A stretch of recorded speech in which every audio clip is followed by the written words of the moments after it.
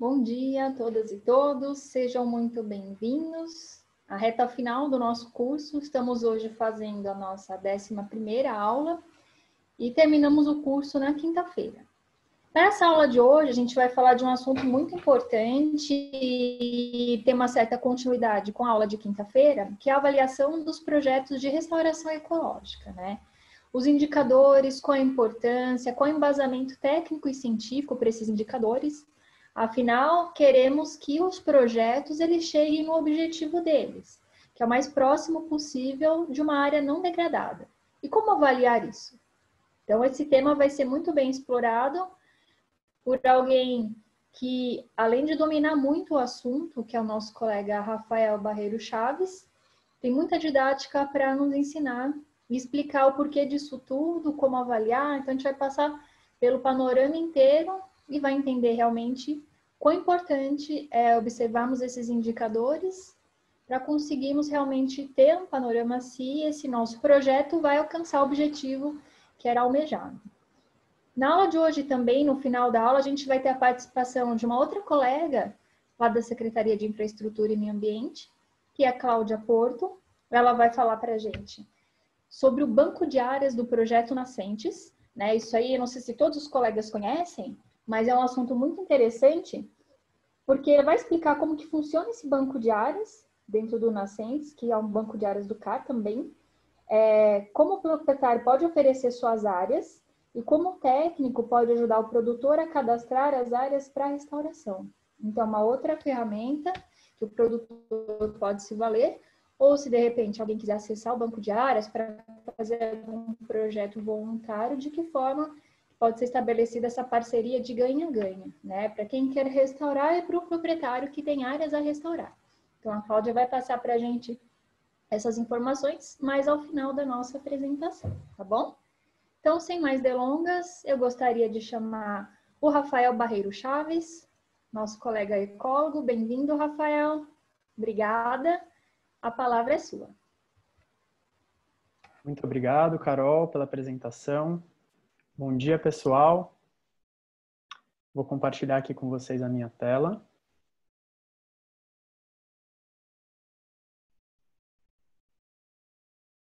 Carol, me dá um joinha quando estiver vendo, por favor. Tá ok, Rafael. Já está na tela. Bora.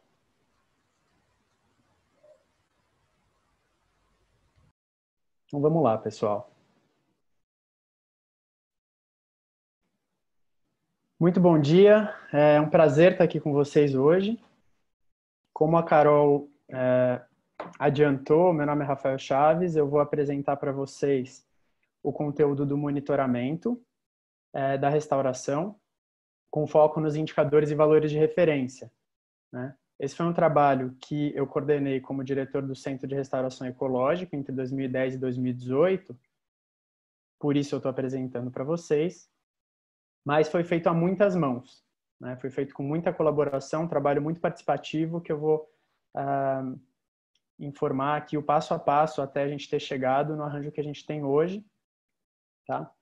E para quem estiver acessando esse conteúdo depois e não for do estado de São Paulo, ele também é um conteúdo válido, pois muitos estados usaram esse trabalho, que foi publicado a partir de 2014, para desenvolver os seus arranjos de monitoramento, né? Então é um trabalho que vale também para os outros ecossistemas brasileiros, com as devidas adaptações, e inclusive teve a colaboração de muitas pessoas do Brasil inteiro, muitos especialistas no assunto, gente que trabalha com restauração no Brasil inteiro. Então, por isso, é aplicável também em outras localidades, inclusive em outras regiões tropicais, né? Tem outros países também que adotaram esses indicadores para monitorar a sua vegetação, sempre em ambientes tropicais, né? Então, vamos lá.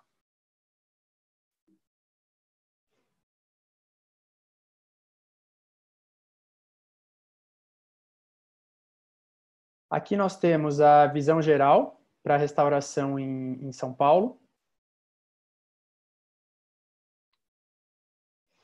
que consiste no seguinte arranjo, né? Quando você tem obrigações, né, a restauração obrigatória, por meio de exigências legais, isso requer critérios para verificação dos resultados, né?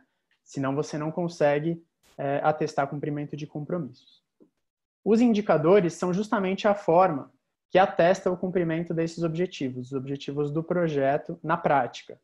E a partir deles, né, os restauradores, quem está executando o projeto, podem saber se eles estão no caminho certo. Se eles não estão, eles realizam ações corretivas. Se eles estão, eles seguem até finalizar os seus projetos.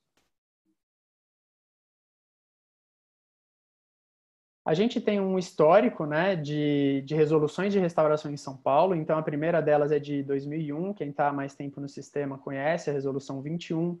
Depois teve a 47, 58, 08. A gente teve o estabelecimento dessas resoluções a partir de um cenário, que é esse que estava aí, né? Tinha uma constatação de declínio em projetos realizados nas décadas de 80 e 90, quando aumentaram os projetos de restauração. Muitos deles plantavam poucas espécies, não davam os tratos adequados, e você tinha o pior cenário possível para um projeto de restauração, que é voltar para a condição de degradação, ou seja, todo o seu esforço foi perdido, né? Você teve muitos trabalhos que ajudaram nessas descobertas, trabalhos feitos na CESP, em torno de reservatórios, que mostraram que depois de algum tempo eles voltavam a ser áreas degradadas. E por isso precisava de definição, de requisitos técnicos mínimos, como esse trabalho realizado pelo Luiz Mauro Barbosa, do Instituto de Botânica, verificou ali em 2003. E um pouco para a gente ter também esse histórico de como era até 2008, que era justamente a resolução anterior, 08 de 2008. Ela, justamente entre 2001 e 2008, se avançou bastante em melhorar esses critérios técnicos para se ter projetos que não voltassem a ser áreas degradadas, né? Então, plantio de uma variedade de espécies, essa resolução estabelecia 80 espécies no mínimo a serem plantadas, tinha que ter uma certa porcentagem de espécies cujas sementes eram dispersadas por animais, as zoocóricas, espécies ameaçadas, um bom balanço entre espécies pioneiras e não pioneiras, algumas proporções de espécies, números de indivíduos.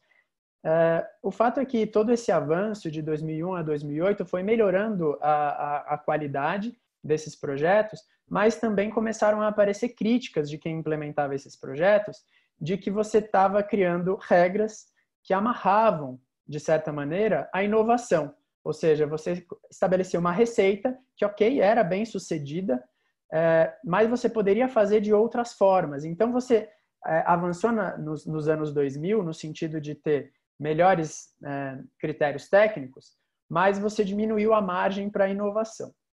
Então, muitas pessoas começaram a criticar, olha, está exagerada essa exigência de implantação dos projetos, né? Você pode fazer restauração de outras formas que também levam a bons resultados.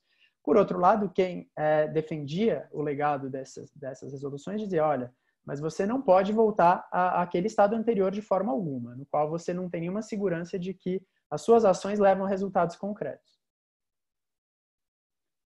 E, justamente, a gente teve, e aí nessa época, de 2008 para 2009, a CBRN assumiu esse debate, né, a coordenação desse trabalho de avançar nas normativas de restauração, com um debate muito bem estabelecido entre quem era especialista em restauração em todo o Brasil, né? Então, ao nos debruçarmos sobre os argumentos de quem criticava e de quem defendia aquelas regras que vigiam a época e que estão registradas aqui nesse artigo científico, a gente via que as discordâncias se davam muito mais com relação a qual metodologia implantar. Eu vou plantar mudas, eu vou plantar sementes, eu vou conduzir a regeneração natural, e as divergências vinham muito mais dos aspectos relacionados à implantação do projeto do que ao monitoramento, aos objetivos esperados, aos resultados a serem atingidos. A gente tinha muita convergência quando se tratava desses aspectos. Justamente por isso, a gente parte para o monitoramento como um elemento balizador, algo que ajuda a superar as divergências. Algo que, apesar de ter diferentes escolas, diferentes pensamentos de como fazer restauração, né, você pode convergir sobre quais objetivos devem ser atingidos. Isso foi feito com muita participação, então tiveram alguns coletivos que trabalham com restauração, como o Pacto pela Restauração da Mata Atlântica, que reúne hoje 270 instituições que trabalham com o assunto no Brasil inteiro, só que ele é focado na Mata Atlântica. E em nível de Brasil todo, tinha a Rede Brasileira de Restauração Ecológica, a partir de 2010, e a partir de 2014, a Sociedade Brasileira de Restauração Ecológica. Então, esse foi um debate feito em São Paulo, mas com um apelo muito forte nacional, né? Uma rede de conhecimento que perpassa o Brasil inteiro. E a gente tinha ali muitas lições aprendidas. Então, esse artigo do professor Ricardo Rodrigues da Exalc, que falava de 30 anos de restauração sendo feitos no Brasil, vários aprendizados. Esse outro da Giselda e do Antônio Melo, Giselda Durgan e Antônio Melo, do Instituto Florestal, que traçavam um panorama justamente do histórico da restauração no Brasil também, as normas relacionadas e para onde vamos. E uma tese de doutorado que foi muito importante também, que tinha levantado tudo o que se fazia em termos de monitoramento de restauração no Brasil, né? E aí a gente teve em 2010 o estabelecimento das metas de Aichi, né, metas com as quais o Estado de São Paulo se comprometeu de restauração, e muitos avanços na pesquisa e no sistema ambiental paulista. A restauração é um tema que passa por muitas áreas do sistema ambiental, e hoje, inclusive, englobando a Secretaria de Agricultura e Abastecimento, é um tema muito transversal no governo, né? Não é à toa que a gente tem o programa Nascentes, que abarcou muitas secretarias. E aí você já tinha um amadurecimento da ideia para estabelecer esse monitoramento. Uma coisa que é importante mostrar nesse processo é que, de 2010 a 2014, ano da publicação da resolução SMA 32, houveram workshops com especialistas, trabalhos de campo, que a partir das lacunas de conhecimento que tinha, havia trabalhos de campo para levantar dados das informações que faltavam, e devolutivas por meio do EPBio, aquele evento aberto à sociedade, feito na Secretaria de Meio Ambiente, à época, na qual a gente informava para a sociedade o que tinha sido debatido com os especialistas e para que caminho estávamos indo, né? E esses debates todos estão registrados, né? E foi muito importante. Tem gente que considera até que foi muito tempo, né?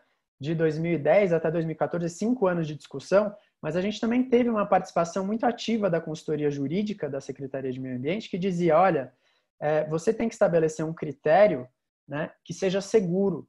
Então, por exemplo, lá em 2010, no primeiro workshop, a gente já tinha bastante informação sobre a Mata Atlântica, mas faltava sobre Cerrado.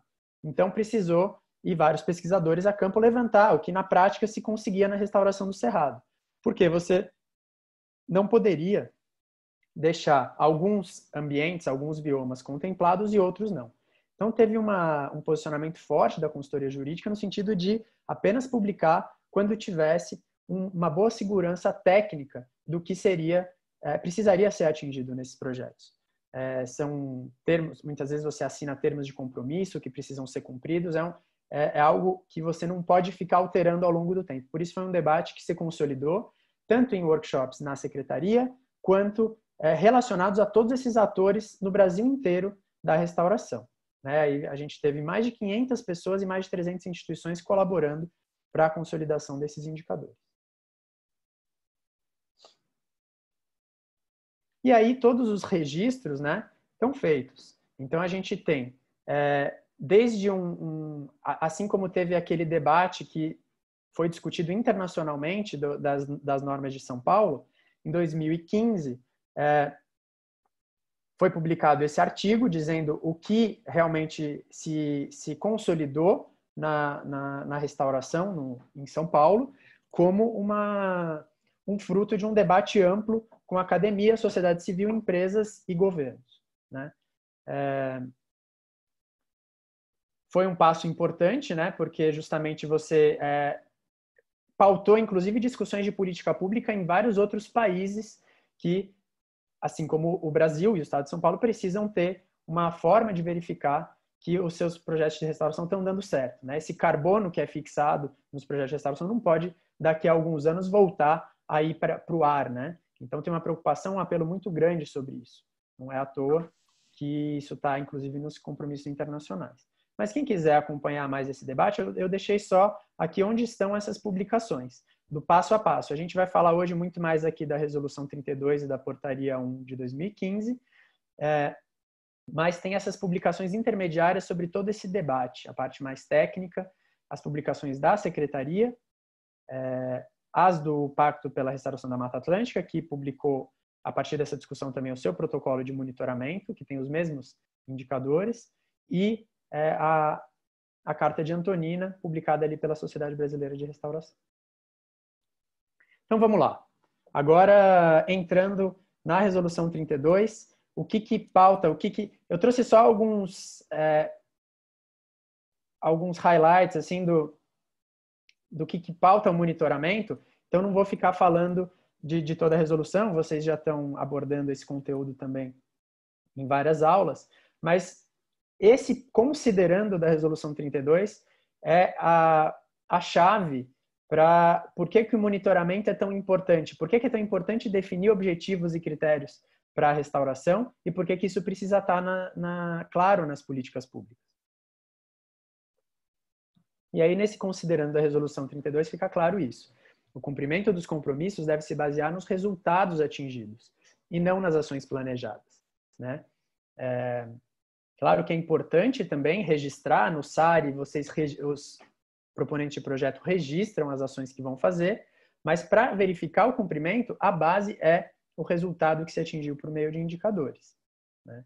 Justamente para não ficar naquelas amarras que foram criticadas no passado sobre qual que é o método que você implanta. O importante é que resultado você está entregando, né?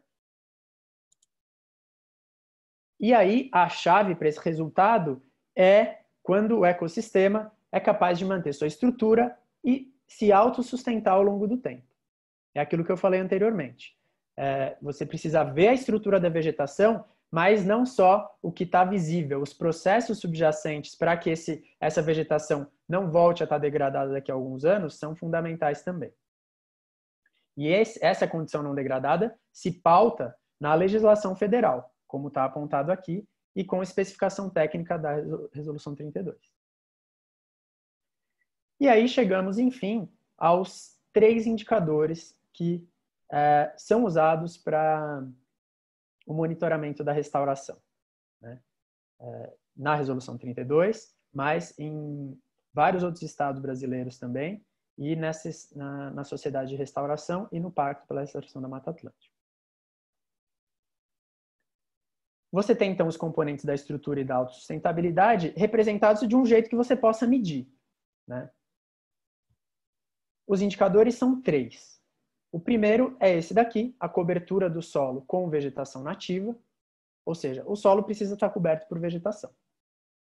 Em segundo lugar, precisam ter as plantas jovens vindo, que vão sustentar essa vegetação ao longo do tempo. Esses são os chamados regenerantes, as plantas que nasceram ali e que vão continuar sustentando essa vegetação ao longo do tempo. Tá certo? Essas regenerantes são medidas de 2 formas. Quantas plantas estão vindo e qual é a variedade delas. Em outras palavras, qual é a sua densidade e a sua riqueza. Então, a gente verifica. Tem que ter um certo preenchimento ali, tem que ter um bom número de plantas nascendo e tem que ter uma boa variedade, que é a riqueza de espécies. Medida em número de espécies, tá bem? São indicadores construídos para serem simples e diretos, né? Indicadores esses que eles não vencem, eles não têm prazo de validade, né? Uma vegetação vai precisar desses componentes sempre, em qualquer momento da história. Você pode avançar tecnologicamente, ter bons satélites que me ajudem a verificar isso, ter novas tecnologias que me permitam entender ao longo do tempo o que está acontecendo, mas necessariamente eu tenho uma vegetação que funcione precisa ter esses componentes. Tá bem?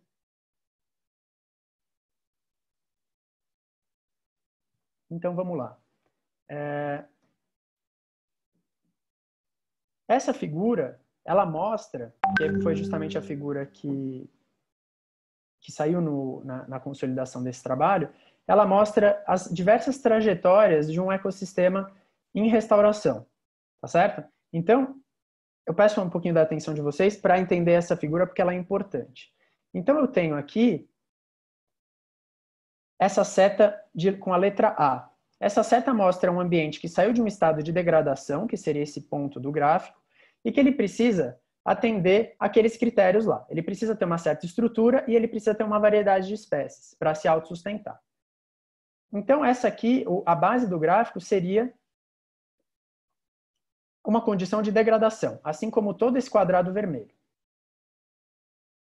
O quadrado amarelo é quando você já tem algum dos critérios biodiversidade ou estrutura sendo contemplados, mas eu ainda não tenho autossustentabilidade, que só se dá no quadrado verde, quando esse ambiente, esse ecossistema em restauração, cruzou a linha pontilhada. Essa linha pontilhada é chamada de limiar de autossustentabilidade, que é justamente ocorre quando se atinge os valores de referência que estão ali no anexo 2 da resolução 32. Então, essa seta A seria um ambiente que saiu da degradação, começou a melhorar em estrutura, de repente declinou de novo, não conseguiu sair do quadrado vermelho, ficou degradado. Tem outros casos em que você tem uma boa estrutura, ou seja, tem muita árvore adulta que cresce, cria um ambiente, um sombreamento, uma condição mínima de estrutura, mas não teve uma variedade suficiente de espécies, uma biodiversidade que sustentasse esse processo ao longo do tempo e ela volta para a condição vermelha, que é a degradação. Assim como no C, que pode acontecer em ambientes em que tem um bom potencial de regeneração, vem muita espécie, sozinha às vezes até, só que você não forma um dossel, no caso de floresta, você não forma uma estrutura que permita as condições microclimáticas para essas plantas jovens se estabelecerem e você acaba voltando para a condição de degradação no quadrado vermelho.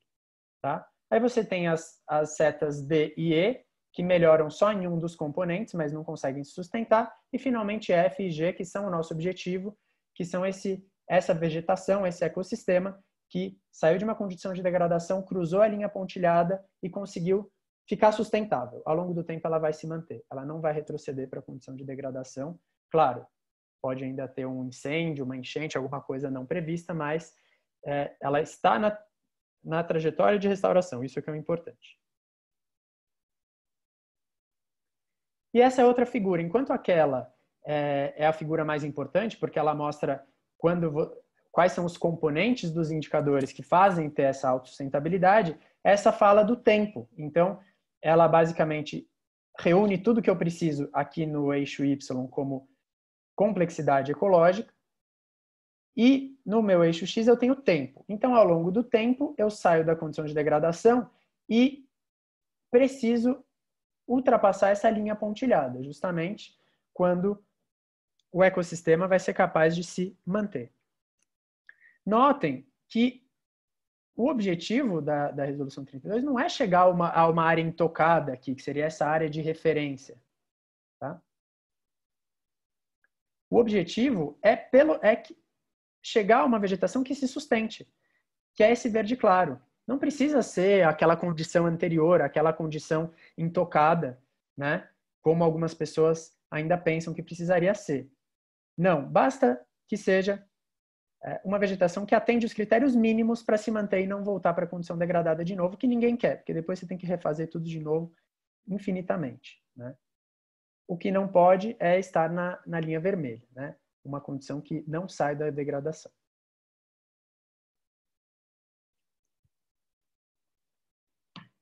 Com esses indicadores, pessoal, a gente superou uma lacuna muito importante que tinha sido apontada lá atrás, nesse estudo que ao longo do mundo verificou quase uma centena de legislações que pedem a restauração e se elas estavam entregando o que esperavam. Especialmente num contexto de que você tem que entregar resultados para a biodiversidade. Então, esse estudo tinha verificado que, assim, por conta de incerteza no processo, lacunas de tempo, eu não sei em quanto tempo eu preciso entregar esse resultado, e falta de habilidade em medir os resultados, muitos projetos não conseguiam entregar ao longo do mundo o que eles esperavam. Então, com esses indicadores, justamente a gente avança nessas 3 setas. Então, minimizando esse risco de que o projeto não dê certo e de que as ações sejam totalmente fracassadas. Porque eu tenho menos incerteza com os indicadores, eu estabeleço ao longo do tempo o que eu preciso em cada prazo e a gente avançou porque agora a gente sabe como medir. E contemplou que lá no workshop de 2010, aquele que eu mostrei, que começou esse debate, tinha sido estabelecido na apresentação inicial, feita ali pela Giselda, pesquisadora do Instituto Florestal, mostrando que bons indicadores ecológicos precisavam necessariamente atender essas 5 bolinhas. Serem sensíveis a fatores que modificam o ecossistema, responder a fatores previsíveis, não adianta você ter um indicador que eu não tenho previsibilidade, ou seja, eu faço uma ação e em cada área vai dar um resultado diferente, né? Claro que tem variações naturais na restauração, em campo, mas os indicadores eles falam o mínimo que você precisa atingir, né? Não é um cenário ideal, é o mínimo para manter a estrutura, né? E a autossustentabilidade. Seguindo, os bons indicadores precisam possibilitar predições sobre degradação ou manejo, ou seja, se eu vejo que o resultado é insatisfatório, eu preciso poder fazer alguma coisa para melhorar aquilo. Não adianta o indicador apontar uma coisa que seja incontornável. E o ponto 4, e eu considero o mais importante, ser integrativo. Um indicador precisa falar sobre muitas coisas que estão acontecendo no ambiente e ter baixa variabilidade nas respostas. Essa questão de ser integrativo, que eu reforço aqui, justamente levantando o que tinha lá atrás de tudo que os pesquisadores e profissionais da restauração aplicavam. Então, tinham indicadores muito acadêmicos, né? E difíceis de medir em campo. Então, se você pega alguns como polinização, presença de insetos, se estão dando frutos, né? Se estão sendo dispersadas as sementes, se tem presença de certos grupos de fauna, como aves ou mamíferos, muitos desses indicadores que eram usados, eles eram difíceis de medir, né? Então, por isso que a gente usou esse critério de ser integrativo. Chegando a esses 3 indicadores que todos falam da vegetação. Se vocês forem ver, a cobertura pela vegetação e se tem plantas jovens vindo, né? Só que eles não falam só da vegetação. Quando você vê, ele é como a ponta do iceberg. Ele está mostrando um processo subjacente que está sendo contemplado. Então, se tem a cobertura por vegetação, e se estão vindo indivíduos regenerando, plantas jovens, necessariamente eu tenho infiltração de água no solo, porque se tiver uma condição tão severa de compactação do solo, que não permita que a semente chegue e se estabeleça, né, germine e se torne uma planta jovem, eu não vou ter essa planta jovem que me indica esse processo. Então, nesses elementos da comunidade vegetal, como a literatura da área aponta, eu tenho indícios também sobre as condições ambientais. Então, eu tenho um solo que funciona minimamente, eu tenho um microclima minimamente estabelecido, eu tenho algumas funções básicas do ecossistema acontecendo ali, sendo simples. Por quê? Porque se você pensa ali na polinização, a polinização varia ao longo do dia. É difícil, você precisa saber reconhecer qual que é o polinizador, a abelha que faz essa polinização, por exemplo, né? As aves, quer dizer, aves são ótimos indicadores, tem projetos que têm recurso para isso, que usam aves e eles são excelentes indicadores. Só que a ave não está lá no dia chuvoso na mesma proporção que ela está num dia de sol, varia muito com a condição. A vegetação ela está lá a todo momento, né? E o critério de vegetação estabelecido nos indicadores, ele está numa vegetação que também não varia muito na época seca e chuvosa. Então, você pode, em qualquer momento do ano, em qualquer hora do dia, verificar se esses indicadores estão lá, falando sobre todos esses atributos do ecossistema.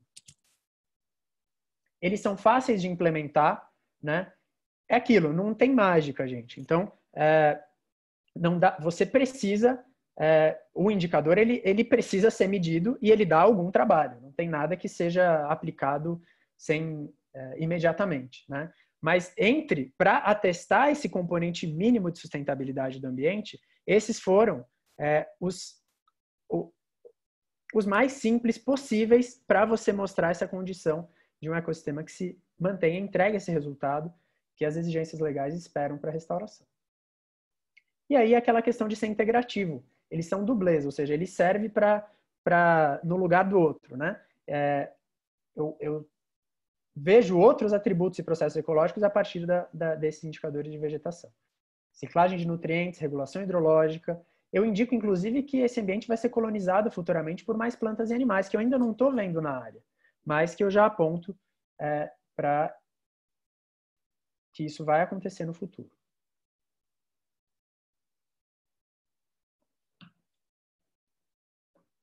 Por fim, a gente tem aqui justamente a densidade e a riqueza de regenerantes, que podem ser considerados a densidade, o indicador mais direto da resiliência, ou seja, um ambiente, se ele tiver impactos, a gente vai ter impactos de mudança de clima, com as mudanças climáticas, ou impacto de anos de seca, ou algum fator de perturbação inesperado, e com uma boa densidade de regenerantes, esses regenerantes vão dar a resiliência que o ambiente precisa para se sustentar ao longo do tempo. E a riqueza são um indicador de restauração efetiva de biodiversidade e persistência das espécies. Ou seja, ao longo do tempo, eu vou continuar tendo um ambiente saudável.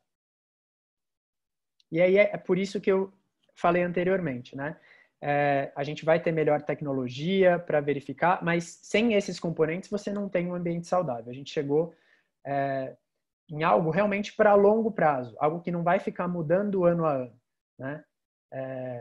Eu vou ter hoje, ou daqui 10 anos, ou daqui 20 anos, ou daqui 30 anos, eu vou precisar ter um ambiente que esteja coberto por vegetação e tenha plantas jovens para sustentar essa comunidade. Não tem segredo. É por isso que esse apelo de aplicação, do quanto eles são simples para todo o resultado que eles apontam, e que as empresas vão ser cada vez mais chamadas, e as pessoas que fazem restauração, a que eu tenho uma restauração efetiva, que fixe carbono, que daqui 10 anos não vai ser uma área degradada de novo, eu preciso ter essa segurança ao longo do tempo, né? Os bancos têm cobrado isso dos projetos que eles financiam, né, para cumprir todas as exigências. Por isso passou na esfera nacional por meio da Carta de Antonina, que foi publicada, então, pela Sociedade Brasileira de Restauração Ecológica, dizendo que o monitoramento é uma etapa crucial dos projetos de restauração, precisa sim ter metas pré-estabelecidas para que a pessoa que faz o projeto saiba onde ela tem que chegar.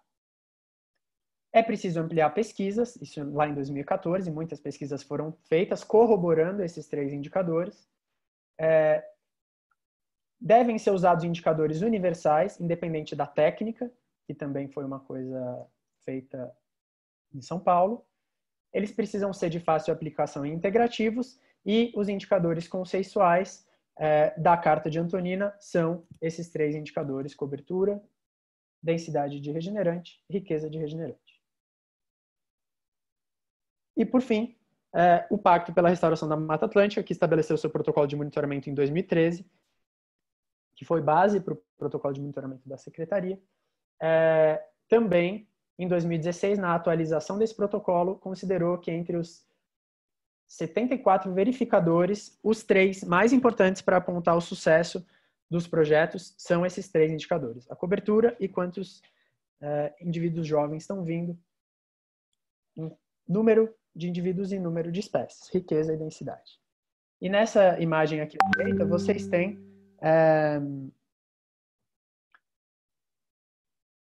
a seta, tá? Essa seta que mostra justamente o monitoramento que ele precisa passar pela estruturação e depois pela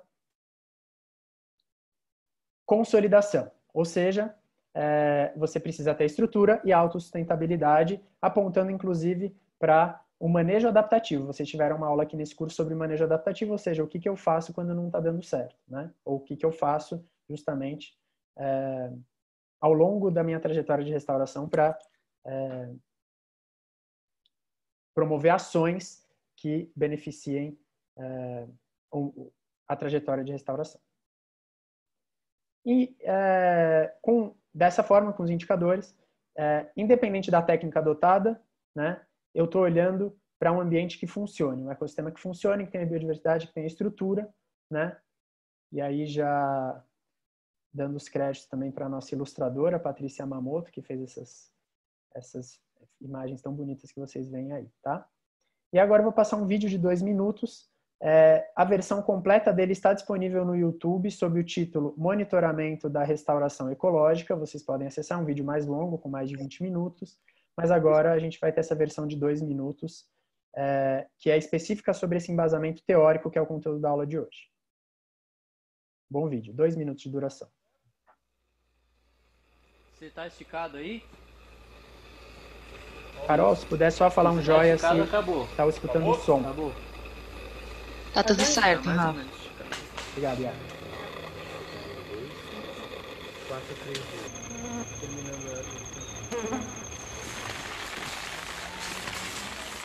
A comunidade vegetal, as plantas, são dublês de biodiversidade de outros grupos de seres vivos. Então hoje a gente sabe que se você trouxer essa vegetação, você traz as formigas, você traz as aranhas, você traz outros insetos, você traz as aves. Então você cria...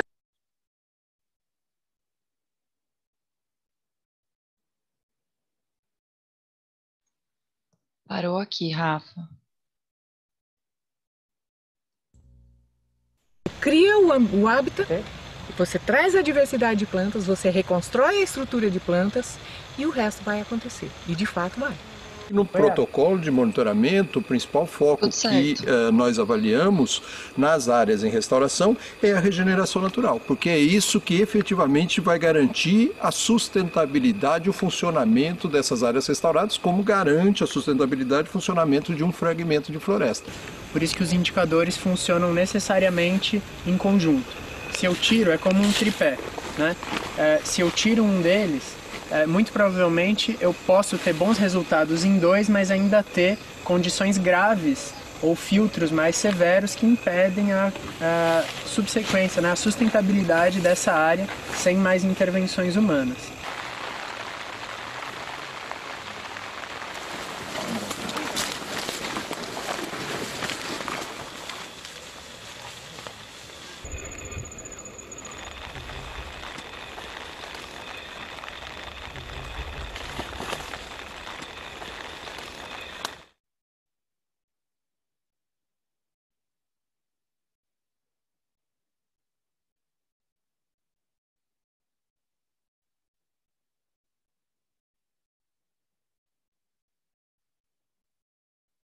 Ok? Então vamos lá, gente. Esse foi o videozinho. E agora passamos para os valores, então, né?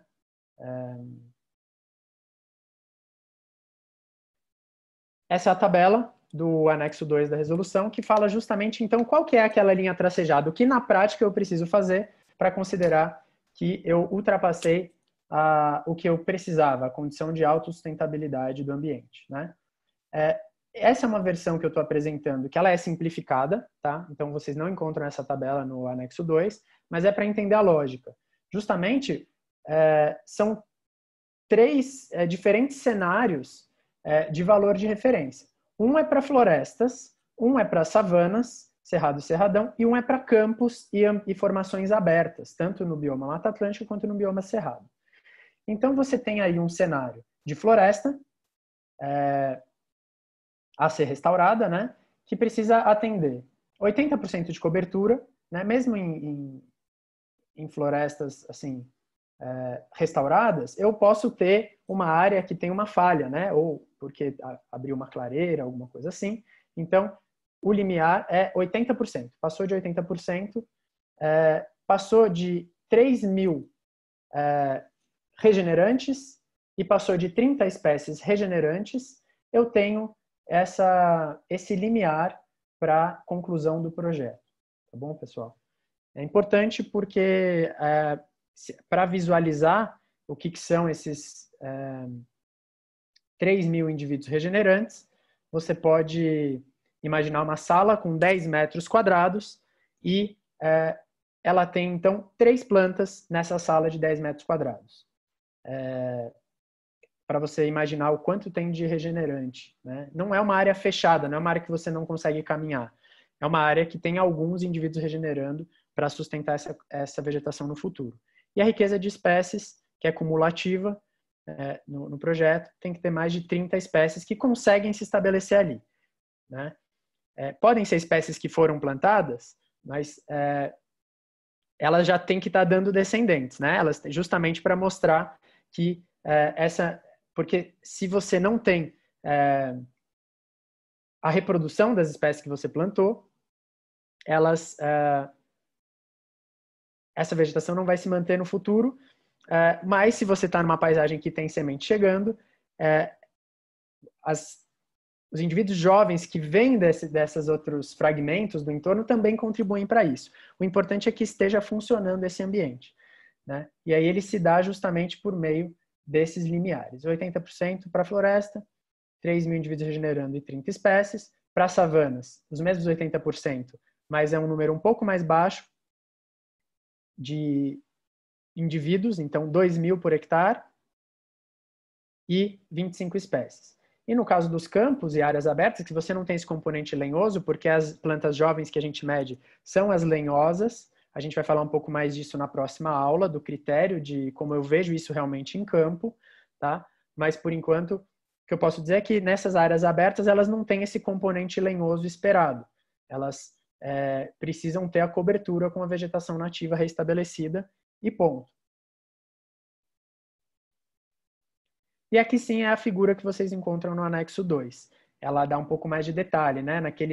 Nas áreas que você não precisa ter uma densidade de indivíduos e número de espécies, também tem o manguezal, além dos campos e áreas abertas. O manguezal, como só tem 3 espécies nativas do mangue, muitas vezes um projeto de restauração com 2 espécies é muito bem sucedido, ou até com uma espécie, né? Então não tem esse componente de número de espécies, ele precisa estar coberto com a vegetação nativa. E aí, as florestas têm alguns tipos de florestas, para deixar claro que tem floresta que está dentro do cerrado, na mata ciliar no cerrado. Tem restinga florestal, tem alguns tipos de florestas, então é só um pouco mais de detalhe técnico, assim como aquele critério de como que você vê a regenerante, né? Quem que são essas regenerantes? Que tem aqui o critério de inclusão, a gente vai falar mais na próxima aula. E aí um fato muito importante também são os valores intermediários de referência.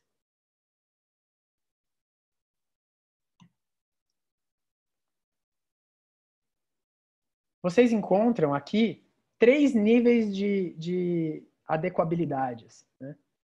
O nível crítico, o mínimo e o adequado. Por quê? Porque ela tem um caráter educativo também, a Resolução 32. Além de apontar quando que o compromisso está sendo cumprido, quando tem essas exigências, né? Seja do licenciamento, da fiscalização, de adequação de financiamento, eu tenho sim, os valores que são considerados críticos, que está acontecendo algo realmente grave, isso em cada contexto é adotada uma medida diferente, dependendo da motivação do projeto, mas tem também o mínimo, que o mínimo é assim, ok, por o tempo que esse projeto tem, ele atende o mínimo esperado, mas ele pode ter alguns filtros, alguns problemas, alguns fatores de perturbação que o restaurador ainda não contemplou, ainda não cuidou, ainda não isolou dos fatores de perturbação, e isso pode prejudicar o projeto no futuro. Então, o nível mínimo, essa coluna do meio, é uma espécie de alerta. Ela diz assim, atenção, restaurador, pode ter alguma coisa de errado no campo. Verifique, né, se tem algum fator de perturbação que você ainda precisa controlar para garantir o sucesso do seu projeto. O adequado é o quanto se espera. Uma coisa muito importante, assim como a gente informou lá atrás, que isso é fruto de levantamentos de campo que foram feitos e refeitos ao longo daqueles 5 anos de trabalho, quando você verificava que tinha pouco dado para um certo bioma e os pesquisadores parceiros iam a campo verificar, em projetos que foram feitos por todas essas motivações que a gente lida hoje na Resolução 32. Então, tudo isso para dizer o seguinte, esses são casos reais, não são imaginação de nenhum pesquisador, de ninguém, isso era um critério. Às vezes, alguém vinha contribuir dizendo, eu acho que deveria ser. Não. Para o trabalho da resolução, só foi aceita a contribuição que trouxesse dados de campo, coisa que projeto de restauração atingiu na prática. Ou seja, não era algo que alguém imaginava que podia ser atingido para a restauração. São projetos que foram feitos na prática, por diversos setores, por diversos proponentes em diversas motivações no estado inteiro. E não é esperado que todos atinjam um resultado médio. É esperado que, com as variações que tem no estado, algumas regiões vão ser mais difíceis para trabalhar do que outras. E o adequado foi definido com base no mínimo que essas regiões, que quando tinha variações, a gente tem uma coisa chamada intervalo de confiança nas análises estatísticas que foram feitas para definir esses valores. Então, era um intervalo de confiança inferior. Não era a média dos projetos. Era baseado entre os projetos que foram feitos e atingiram resultados, nos que atingiam os resultados mais baixos, mas que não retrocediam na sequência. Então, isso para dizer que o valor adequado é um valor factível em qualquer região do estado. O valor mínimo é um valor que o estado aceita, porque justamente existe um prazo de monitoramento e vão ter etapas subsequentes, com 5, com 10, com 15 e com 20 anos. Tá? Sendo que 20 anos é o período máximo definido pela resolução. A maioria dos projetos atinge esses resultados muito antes, justamente por conta dessas variações que tem. Aqui era para que todos, esse é uma tabela que todos podem atingir. E aí, você tem uma tabela específica na Resolução 32 para florestas, como eu falei. Os valores intermediários também são diferentes para cerradão e cerrado, que são as savanas. E tem os valores intermediários para as formações abertas. Grosso modo, né? E aqui eu também trago um exemplo, porque muitas vezes surgem dúvidas sobre, mas tem condições às vezes mais degradadas, menos degradadas, será que elas atingem aqueles valores, né?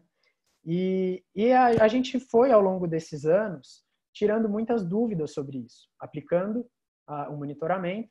E esse é um dos casos que mostra, é um estudo feito pelo Instituto Florestal em 2013, mostrando que em áreas no entorno de cavas de mineração, cujo solo é praticamente só areia, né, os resultados que eles atingiram para o número de regenerantes e o número de espécies, a densidade e a riqueza.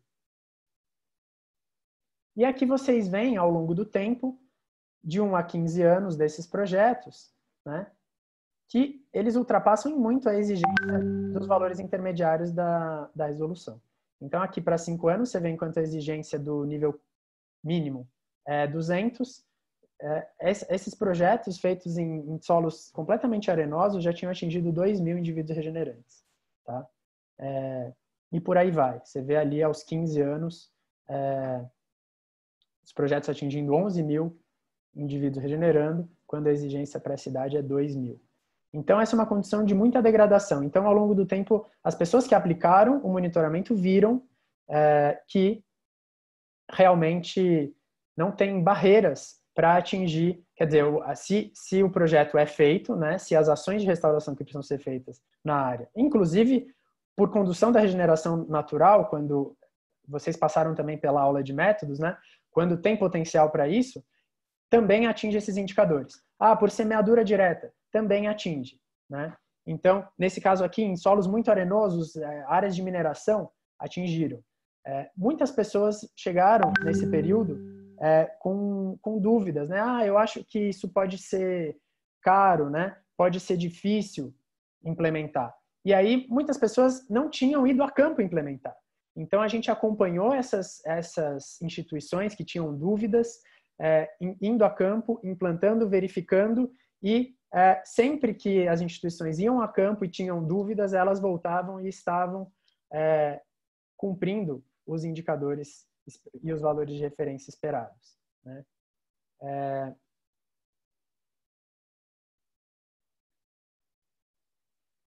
uma coisa importante para dizer também, que eu esqueci na parte do Pacto pela Restauração da Mata Atlântica, é que muitas empresas que já adotavam restauração há muito tempo, lá em 2011, muito ativas no Pacto pela Restauração da Mata Atlântica, algumas empresas de papel e celulose, como Fibria, Suzano, International Paper, que lá em 2011 estavam verificando que o monitoramento estava barateando os custos da restauração.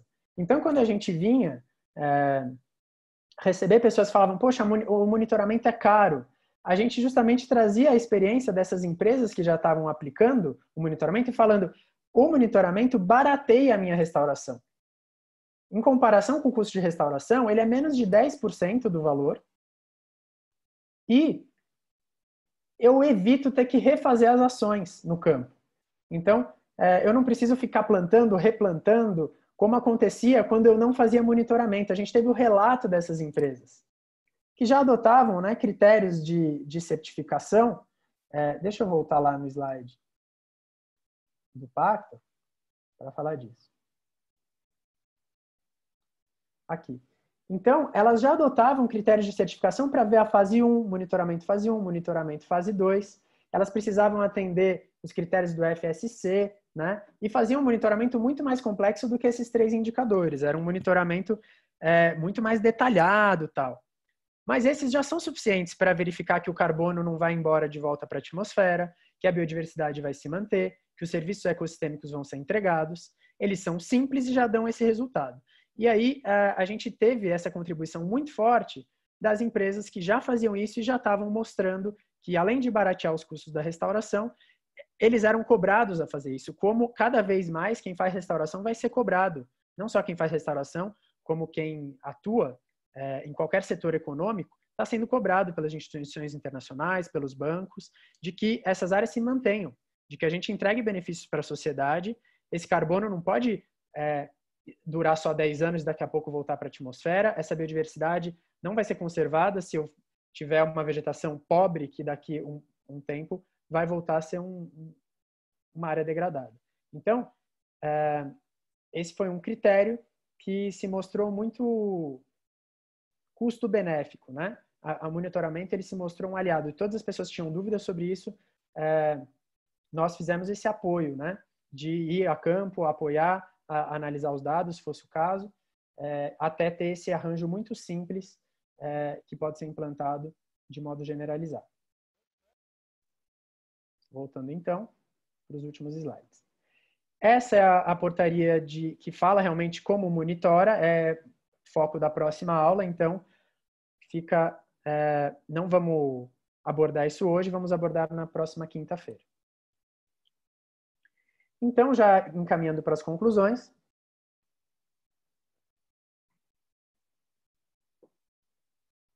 algumas perspectivas gerais, então já é um resumo do que foi falado hoje, tá, pessoal, de conteúdo.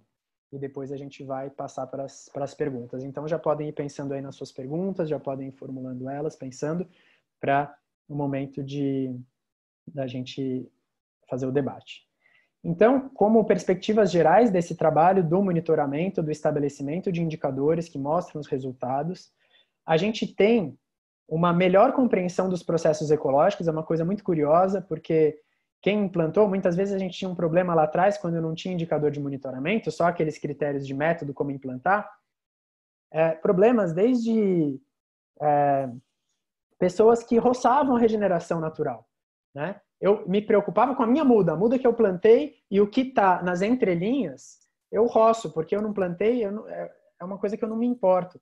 E agora, com as pessoas sabendo que o resultado da restauração é justamente ter a regeneração vindo para manter essa vegetação no futuro, é um tesouro, né? É algo que você precisa manter. É um crime, né? Você cortar a vegetação que veio sozinha. Ela é muito bem adaptada ao local. É uma vegetação que tem uma genética adaptada a esse local. Muitas vezes resiste melhor a geadas e intempéries, né? E quando o produtor, o restaurador, olham para esse regenerante e falam é isso que eu quero ter na minha área, em restauração, ele compreende melhor o processo ecológico que está por trás disso, né? Que faz com que eu tenha uma semente, que essa semente chegue até ali, que ela ajude e que seja o futuro dessa floresta, desse cerrado. Eu tenho uma redução de custo na medida em que, quando eu tinha regras muito rigorosas de implantação, eu preciso implantar um método que é caro, né? Eu não poderia ter, por exemplo, o método de semeadura direta, que foi abordado nesse curso também,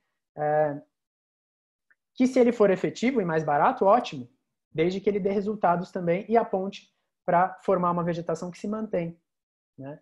E essa legislação avançou muito nisso. É uma coisa que a gente precisa lembrar, né? E isso foi uma coisa que os setores que acompanhavam o processo e que foram chamados para aquelas foram chamados amplos, né, para os workshops e para as devolutivas, acompanharam isso, né? O custo pôde ser reduzido a partir de ter indicadores claros de resultado. Com aumento na efetividade, né? Por que aumento na efetividade? Porque justamente eu foco no resultado que eu preciso atingir. Permitindo inovação, métodos que a gente nem imagina ainda podem ser criados no futuro para ter uma restauração mais efetiva, cujos resultados a gente sabe quais são. Eles não vão mudar com o avanço tecnológico, mas novas técnicas vão surgir com o avanço tecnológico. Para atingir esses indicadores, para ter uma vegetação que tenha cobertura, que tenha jovens, eu posso sim inovar. Isso vai mudando ao longo do tempo. Com esses mesmos indicadores. Eu tenho uma perspectiva também de ver com mais segurança se o meu projeto está dando certo, se ele está ajudando a biodiversidade, se ele está entregando serviço a ecossistemas, conservação de água, aumento de polinização em campos agrícolas,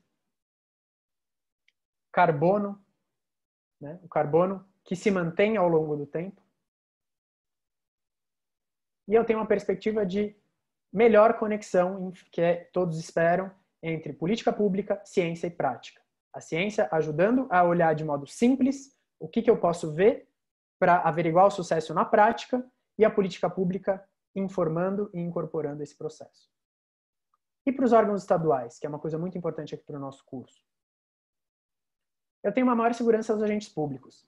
Antes, quando eu tinha bons indicadores de implantação, mas eu não sabia que resultado esperar, não era o indicador de implantação. Eu tinha recomendações de implantação, mas eu não tinha clareza sobre quando eu concluo o meu projeto, né? Tinha muita insegurança dos agentes ambientais. Eu pensava, poxa, eu vou lá, eu falo que esse projeto está cumprido, chega um agente do Ministério Público e fala que não está. Eu vou entrar numa discussão, né, com ele ou com o Poder Judiciário. O proprietário ficava inseguro. Ele falava, poxa, eu não sei se eu cumpri. Daqui a pouco, depois de amanhã, acho que eu estou indo bem no meu projeto, mas eu não sei que critério vão usar. Quando a gente cria um critério transparente como esse e fala qual é o indicador, qual é o valor a ser atingido, dá mais segurança para os agentes públicos e também para as partes interessadas. Segurança jurídica, fundamental. Melhor integração entre políticas de restauração, conservação e manejo. Então, aí como exemplo, a resolução SMA 189 de 2018, que regulamentou o manejo, usa os indicadores de restauração como ponto que eu não posso retroceder. Ou seja, até que ponto eu posso manejar o ambiente, manejar esse ecossistema restaurado, sem que eu esteja prejudicando a viabilidade ecológica dele. Justamente os indicadores apontam isso, né? E o Guaraci, que fez a coordenação desse debate, utilizou de modo muito sólido, né, isso nessa regulamentação. Também com inúmeros agentes, com inúmeras instituições colaborando para isso e participando da discussão de modo participativo. Agora a gente sabe que eu posso ter manejo da floresta restaurada, da vegetação restaurada, em determinadas condições e com a segurança de que eu não vou inviabilizar o futuro desse ambiente, justamente porque os indicadores mostram isso. Então, esse é um ponto que não havia segurança antes de ter os indicadores. Inserção de sensoriamento remoto para validações. Essa é uma discussão também que a gente vai abordar na quinta-feira. surge a discussão, agora eu tenho melhores sensores, eu consigo ver muito mais coisas do satélite, né? Eu posso usar eu ainda não tenho como verificar do satélite esses componentes das plantas jovens, se o ambiente vai se sustentar ao longo do tempo. Mas eu consigo, por satélites, ter bons indícios de se a área está indo bem ou não. Então, eu posso fazer validações para o órgão ambiental, mesmo que eu ainda não prescinda de uma avaliação de campo. Porque a gente ainda não tem tecnologia para isso. Direcionamento de esforços para capacitação, né? A partir desses indicadores, como o que a gente está fazendo hoje no âmbito do órgão ambiental, mas também muitas capacitações foram feitas relacionadas a isso para vários públicos nos últimos anos. Eu tenho também um melhor embasamento técnico-científico para cumprir os compromissos legais, né? Biodiversidade, serviços ecossistêmicos, e inclusive os muitos estados que usaram toda essa discussão dos indicadores para se preparar para o momento de contemplar essa grande demanda de adequação ambiental e dos programas de restauração, também foi uma preparação muito importante para amadurecer o debate, para saber o que a gente espera dessas áreas em restauração e como que eu tenho segurança de que o proprietário não vai precisar ficar refazendo as ações ao longo do tempo, quando ele for fiscalizado sobre isso. E aí, os inúmeros eventos de difusão do conhecimento, desde 2014, com a publicação da Resolução 32, a gente teve mais de 20 mil pessoas capacitadas no conteúdo dessa norma, incluindo os indicadores, o uso do SARI, que vocês também tiveram na última aula, sendo que os capacitados foram de inúmeros perfis, incluindo técnicos dos órgãos ambientais, municípios, com grande parceria do programa Município Verde e Azul, e no município é uma esfera muito importante, que é onde a restauração acontece também em campo, universidades, né, que tem então pessoas gerando conhecimento e tiveram vários eventos também em universidades, eventos com produtores, muitos produtores foram inclusive a campo para aplicar o protocolo junto com as equipes. Os financiadores, a gente tem muitos financiadores, tanto de bancos de fomento nacionais, quanto agências privadas, que em vários lugares do Brasil usam esses indicadores e valores para cobrar o resultado de quem eles estão financiando, né? Justamente para ter uma segurança de que eles têm resultado sobre isso. E o Ministério Público, muitos agentes do Ministério Público que fazem essa fiscalização ao longo das gestões, né, e do cumprimento das exigências legais, foram capacitados sobre o uso dos indicadores, sobre o uso do SARI, né? Houve muitas palestras também para esses agentes, tanto os técnicos quanto os próprios promotores, para entender essa ferramenta de efetividade, né? Que mostra esses resultados ao longo do tempo de modo sólido, por meio de critérios claros. São os critérios claros que dão essa segurança no cumprimento das exigências legais. E são justamente eles que se mantêm ao longo do tempo. Por isso houve tanto cuidado para que fossem selecionados indicadores que não vão ficar mudando ao longo do tempo, né? Eles podem ter a ajuda da tecnologia, mas uma vegetação nunca vai deixar de precisar ter cobertura e jovens que a sustentem. E aí um pouco dos programas nos quais esses conceitos dos indicadores, do monitoramento, foram implantados, né? O programa Nascentes, então, que foi justamente essa grande iniciativa que, a partir de 2014, com o lançamento em 2015, trouxeram essa necessidade da restauração como resposta, inclusive, para a crise hídrica que a gente vivia naquele momento. E, portanto, você precisava não ter só área em restauração e mais área com vegetação nativa, mas você precisava também que essa área se sustentasse. Por isso que o programa Nascentes usa esses indicadores e esses critérios para que os projetos tenham não só quantidade, como qualidade. Isso é uma discussão em crescimento no mundo hoje. Então, quando você pega o relatório que saiu recentemente da Plataforma Brasileira de Biodiversidade e Serviços Ecossistêmicos, esse relatório temático sobre a restauração de paisagens e ecossistemas, que é de 2019, do ano passado, justamente aponta a necessidade de eu ter a qualidade do ecossistema sendo monitorado.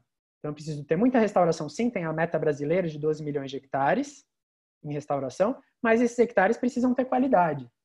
E isso é medido como? Por meio de indicadores. É o que está escrito no relatório do BPBS. E muitos estados, como eu mencionei, usaram esse trabalho como subsídio para fazer seus próprios arranjos técnicos, né? Os primeiros deles lançando em 2017, e ao longo desses anos, esses estados usaram esse trabalho como base para desenvolver seus próprios arranjos técnicos, e a maioria deles usa os mesmos 3 indicadores. E aí, na agenda mundial, você tem esse possível aumento na área implementada para 2030, a gente já chegou na meta de 2020, né, que era 15% da área degradada em restauração, e as discussões preliminares, como foram realizadas nesse workshop no Rio no ano passado, apontam para 30% de aumento isso ainda não está fechado, mas algum aumento vai ter na meta de restauração para 2030, né? Não vai ser a mesma. E uma grande discussão além de área, eu preciso falar em qualidade. Então já está muito forte essa discussão de que eu preciso ter indicadores que mostrem a qualidade do ambiente também, não só a área em restauração. E com o grande apelo de que a ONU declarou essa próxima década, 2021-2030, como a década para a restauração dos ecossistemas. Então, isso traz uma responsabilidade muito grande para os governos nacionais e subnacionais lidarem com seriedade nessa agenda. Por quê? Porque assim como os mercados internacionais cobram cada vez mais que se cumpra esses requisitos de conservação e restauração, os bancos que financiam projetos nas mais variadas áreas, as políticas estabelecidas para isso cobram cada vez mais, e existe um apelo global para que essa década, se a gente não der respostas sérias e consistentes sobre a restauração dos ecossistemas, isso prejudica seriamente a nossa existência no planeta como espécie, né?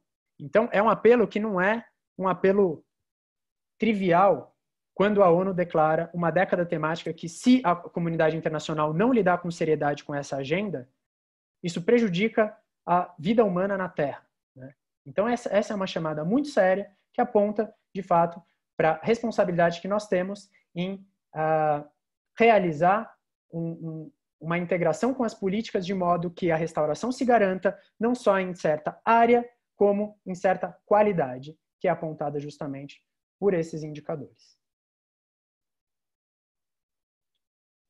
Obrigado pela atenção de todos e todas, e abrimos agora para a sequência de perguntas e debate. Cláudia, está com você a palavra, então. Oi, Rafa. Bom dia a todos e a todas. Agradeço muito a oportunidade de aproveitar o curso para divulgar um pouquinho do programa Nascentes. Como o Rafa já falou, o programa Nascentes ele surgiu em 2015 como uma resposta do governo do estado à crise hídrica de 2014, né, pensando numa solução de longo prazo de restauração ecológica, pensando na segurança hídrica e na biodiversidade. Os objetivos do programa, muito rapidamente, ele veio para solucionar os entraves para a restauração no estado de São Paulo, especialmente pensando no cumprimento de passivos, também para otimizar os resultados dos investimentos em restauração, né? Já que temos pouco recurso, que pelo menos ele seja otimizado, e também para facilitar o cumprimento de obrigações legais. O programa Nascentes ele não tem um orçamento. A grande ideia dele é o arranjo institucional que a gente tem conseguido fazer desde 2015. Então, unindo os proprietários rurais que têm interesse em receber restauração nas suas áreas, especialmente a APP e Reserva Legal, conversando com os restauradores que pudessem fazer esse serviço para quem não tem expertise, unindo com as pessoas jurídicas também que têm a obrigação de restaurar, mas não tem área para restaurar. Então, dentro do Sistema Ambiental Paulista, a gente brinca carinhosamente que o programa Nascentes, ele é o Tinder da restauração, que é um aplicativo, no caso, a gente faz o papel do aplicativo que aproxima quem tem o mesmo objetivo, que é a restauração. Aproxima quem precisa restaurar com quem busca a área para restauração, basicamente. Nós estamos trabalhando atualmente com 5 instrumentos e hoje eu vou falar muito rapidamente do banco de áreas e do projeto da prateleira de projetos. Quando alguém entra em contato com o programa Nascentes, buscando áreas ou uma solução para cumprir o seu compromisso, a primeira coisa que nós fazemos é encaminhar as possibilidades que tem na prateleira de projetos. Por quê? Porque é o modo mais simples hoje, dentro do Sistema Ambiental Paulista, de fazer a restauração. Por quê?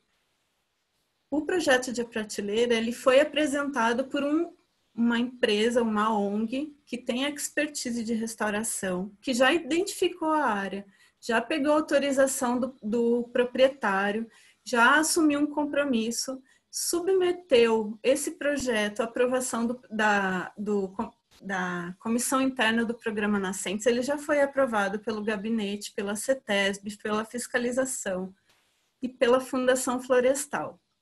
Então, esse projeto, que ele está todo redondinho, ele pode ser contratado só uma parte dele. Se alguém tem um compromisso pequeno de 1 hectare, às vezes até menos, ele pode comprar, então, uma parte desse projeto de prateleira que está redondinho e aprovado. Isso economiza muito tempo, né, para o cumprimento da obrigação.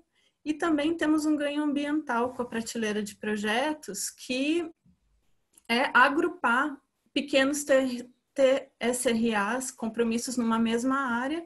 Isso gera um benefício ambiental.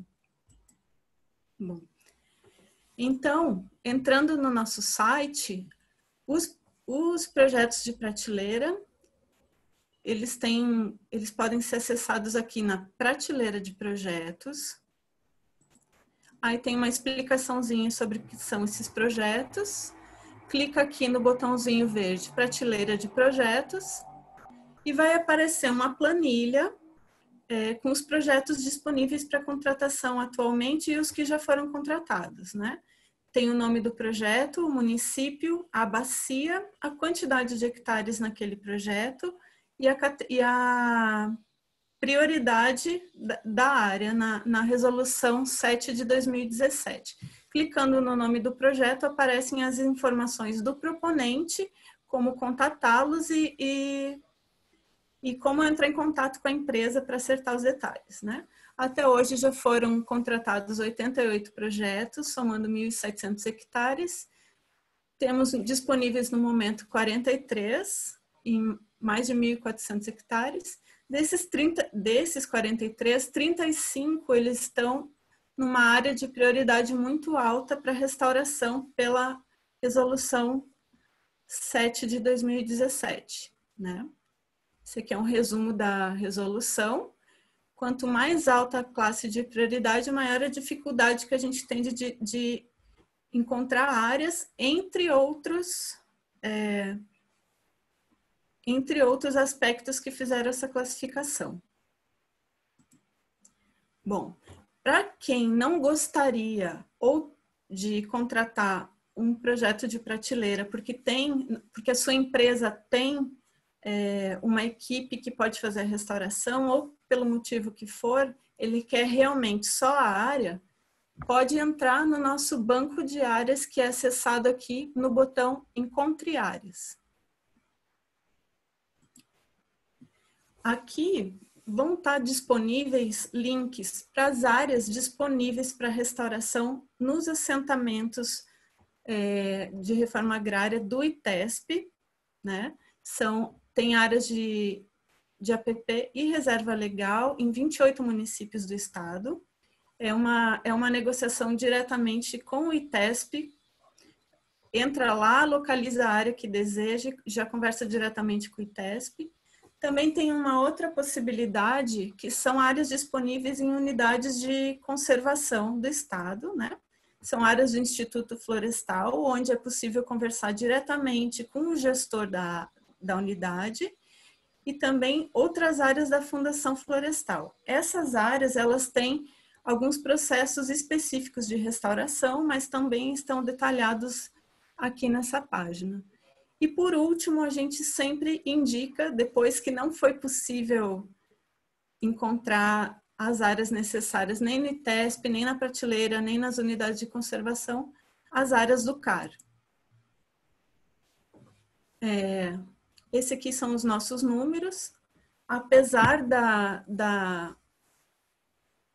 de ter 28 mil propriedades que se dispuseram a fazer restauração e 107 mil hectares teoricamente disponíveis, a gente tem muita dificuldade de acessar essas áreas.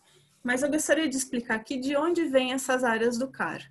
Quando o proprietário ele foi fazer o cadastro ambiental rural, aqueles que clicaram na aba declaração, declararam: gostaria de disponibilizar as APPs da minha propriedade para restauração ecológica com recursos de terceiros. Quando ele clica aqui nessa declaração, automaticamente, na interface do programa Nascentes, lá no Datagel, os limites da propriedade, o nome do município e a área disponível para restauração da propriedade dele ficam aqui visíveis no Datagel. Então, 28 mil propriedades clicaram nessa declaração, somando 107 mil hectares. Como é o cálculo dessa área? A APP ela é desenhada automaticamente pelo sistema. Aí ele faz o cálculo da vegetação nativa que já tem declarada dentro dessa APP, e essa diferença é o que vai para o banco de áreas disponíveis para restauração do CAR. Bom, fazendo essa pesquisa lá no Datagel, nessa interface do programa Nascentes, a pessoa vai procurando a área que interessa para fazer restauração e aparece aqui, clica em cima da área, então o município, o tamanho da área disponível para restauração e o número do CAR. E como que o interessado então solicita as áreas para a gente? Ele faz essa pesquisa que eu mostrei, identifica as propriedades no Datagel. Lá no link do programa Nascentes tem todo um tutorial explicadinho de como faz essa pesquisa. Então ele faz a pesquisa, anota os números do CAR, preenche o formulário do programa Nascentes, colocando os números do CAR que interessam. Nós fizemos o contato com o proprietário para confirmar o interesse. Nós tentamos fazer o contato com o proprietário para ele confirmar o interesse. Por que nós estamos tendo muita dificuldade? Porque o proprietário, a maioria deles não lê e-mail, porque na hora de fazer o CAR, ele colocou um telefone fixo do técnico que fez o CAR, ou ele vendeu o telefone fixo que ele tinha na época, ou ele está numa área que, principalmente agora em momentos de pandemia, ele está passando distanciamento social numa área que não pega sinal de celular. É muito difícil fazer contato com o produtor. E às vezes a gente consegue, ele não lembra que ele marcou interesse em restaurar, alguém que fez para ele marcou, ou ele confirma o interesse na época e agora já não interessa mais. Então, é muito trabalho para pouco retorno. Caso a gente consiga contatar o proprietário e ele tenha interesse, nós colocamos o proprietário e o interessado em fazer a restauração em contato, e a partir daí a negociação é entre eles. Em 2019 nós recebemos 111 solicitações que somaram 1.850 hectares. Os locais mais críticos para a gente conseguir área é no PCJ e no Alto Tietê, que é onde tem maior número de empreendimentos mesmo, o Vale do Ribeira, porque a questão é domínio, né? Posse, e no litoral simplesmente não tem área para restaurar. E as pouquíssimas que tem a gente não consegue contato. Bom, mas dentro do banco de áreas a gente ainda tem uma outra ferramenta chamada Cadastre Áreas. Quem, na época do CAR, não apertou a declaração de que gostaria, ou apertou e quer dizer, olha, a minha área, já quero fazer uma confirmação de que a minha área está disponível para restauração. Ou quem ainda não fez o CAR, mas gostaria de cadastrar a área, clica aqui em Cadastre Áreas, que a gente chama do nosso banco forte. É quem a gente vai procurar primeiro quando tiver uma solicitação. É o nosso cadastro Banco Forte ou Proatividade. No momento nós temos 27 propriedades cadastradas, que é quem a gente conversa primeiro. Nesse link vai ter um formulário que o proprietário ele preenche com dados simples e a gente vai entrar em contato com ele. Bom, para conseguir mais áreas para o nosso banco e para confirmar aquelas que nós já temos, nós precisamos muito de fazer qualquer tipo de articulação local. Acreditamos que as melhores pessoas que podem nos ajudar com isso são os colegas das casas de agricultura e dos EDRs. O pessoal do ITESP já tem ajudado bastante, mas qualquer tipo de articulação rural, sindicatos, cooperativas, prefeituras, todo mundo que gostaria de inscrever a área de alguém ou áreas comuns, por favor, a gente gostaria, pede auxílio para que vocês divulguem o banco de áreas e o programa Nascentes, de modo geral, os projetos de prateleira, para que a gente consiga colocar mais áreas disponíveis, porque demanda tem. Em alguns lugares mais, em alguns lugares menos. Bom, aqui está o site do programa Nascentes, é um nome bem comprido, mas se jogar no Google Programa Nascentes é o primeiro link que aparece. Nós estamos em regime de teletrabalho, acredito como a maioria de vocês. Não estamos, no momento, atendendo esses telefones, mas para dúvidas gerais sobre o programa Nascentes, é programanascentes@sp.gov.br, e para dúvidas de banco de áreas, é esse e-mail que eu mesmo respondo. Falei muito rápido, estou à disposição para quem quiser tirar dúvidas, marcar algum tipo de reunião. A gente tem feito reuniões com quem tem interesse em disponibilizar a área, em fazer algum tipo de ligação, tá bom? E a gente está pensando, solicitou um celular funcional, porque a gente soube que os proprietários eles estão utilizando bastante o WhatsApp e outros aplicativos para comunicação. Então, em breve a gente divulga esse celular. Tá bom? Muito obrigada. Agradeço imensamente a oportunidade de falar um pouquinho sobre o programa Nascentes. Obrigada.